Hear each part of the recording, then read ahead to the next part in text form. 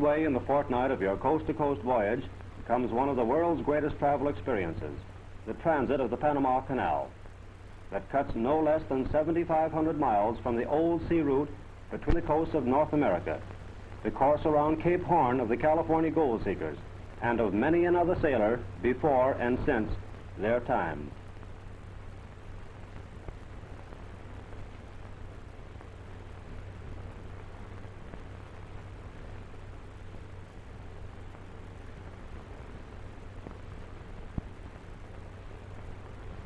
Whether you approach the canal from the Caribbean, westward bound, and briefly call in early morning at the piers of Cristobal, Colon, or halt at Balboa Basin on the Pacific side of the isthmus in the clear light of midday,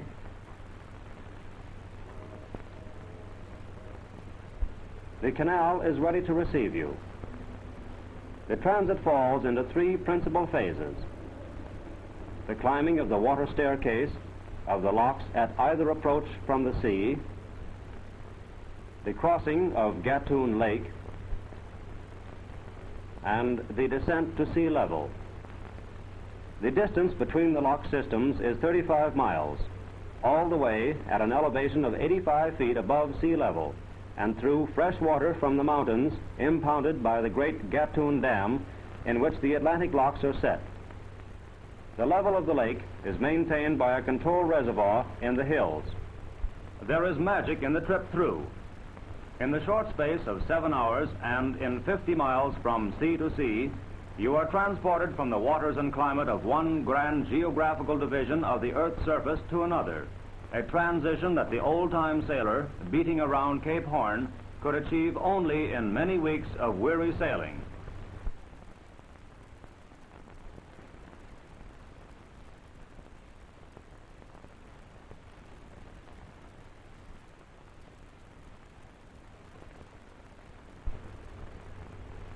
Now let us go through the canal. There is a thrill even in the approach to the locks, past banks deep in tropic growth. When your ship has entered the first lock, a great concrete chamber 1,000 feet long, water admitted through the lock floor under pressure of the great volume in the lake above, comes bubbling up to the surface, and the ship begins rising at the rate of 3 feet a minute.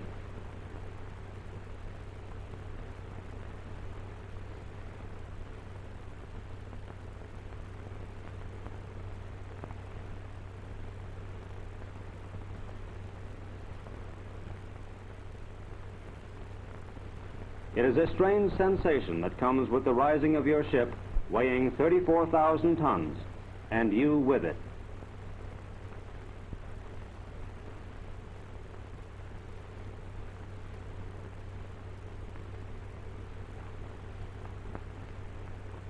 When the ship has come up to the level of the water in the chamber next ahead, great gates open, and she goes forward into the second lock. Here, the lifting process is repeated.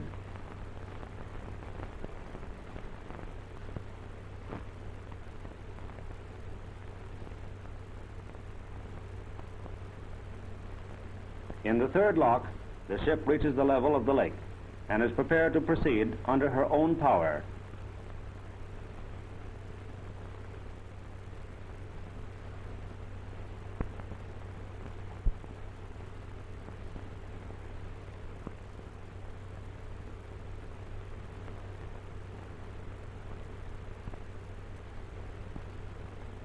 Let us see here a little more of the technique of putting a big ship through the canal.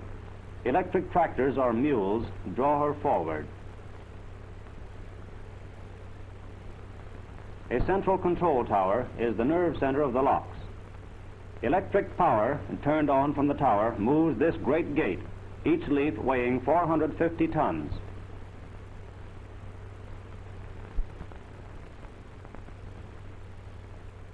This ship is one of the Panama Pacific liners, the largest that transit the canal on regular voyages. The control board shows the operator in charge every mechanical movement in the locks. Here, a miniature gate top starts to open. And in the lock, the gate it represents moves at exactly the same pace. A safety chain across a lock has its counterpart on the control board that shows when the chain is lowered and ships may go ahead.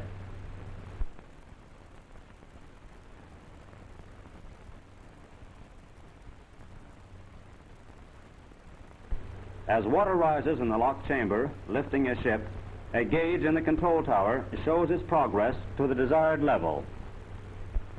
So goes the passage of the locks, though not like this. Frankly, you are looking at a bit of trick photography, as you may have guessed.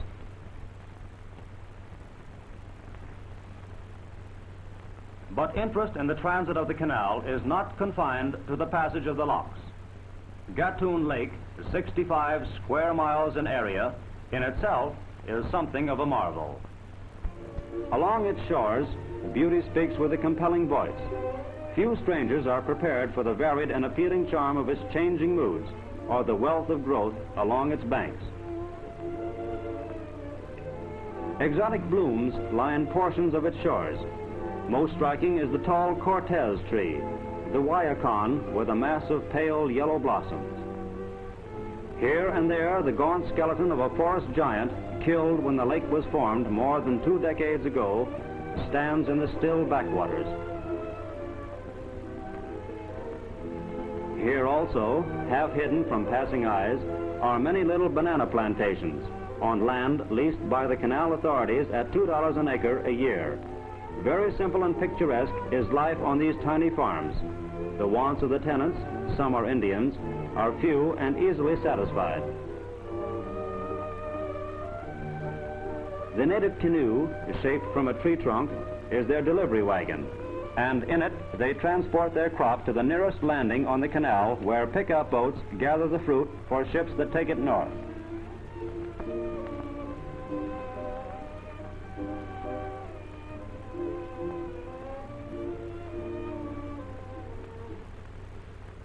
Across Gatun Lake, the canal channel follows the old course of the Chagres River, now flooded, up which from the sea came in turn the Spanish explorer, colonist, soldier, priest, and trader, the English buccaneers bent on the sack of old Panama, and the American gold seeker bound for California, all headed for the Cruces Trail over the mountains from the head of river navigation.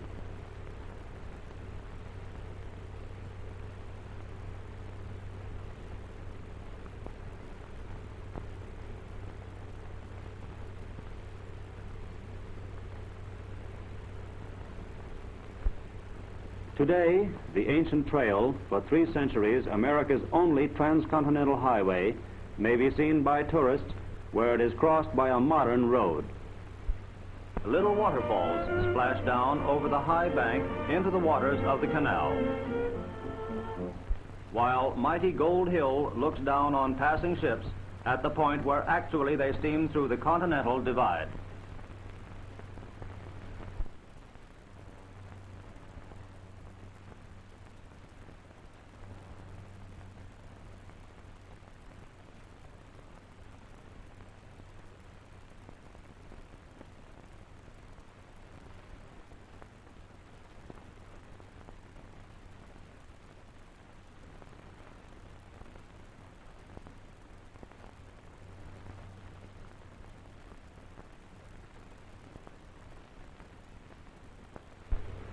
As a matter of course, your transit of the canal ends at a lock, where, in a final setting of tropic verdure, you descend to sea level, later to go ashore for a vivid visit to the Isthmus.